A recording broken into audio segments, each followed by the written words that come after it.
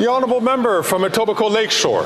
Thank you, Mr. Speaker. What a wonderful occasion today to welcome the Sikyong of the Central Tibetan Administration to Ottawa, Penpa Sering. Elected as Sikyong in 2021, he's the voice of the Tibetan people around the world, including right here in Canada, Mr. Speaker. I've had the pleasure and the honour of meeting him on several occasions, including today, and I want to thank him for all of his hard work and appreciate all of his efforts, and he has our commitment that we will stand with him and the people of Tibet. Tasha Dalik, Mr. Speaker.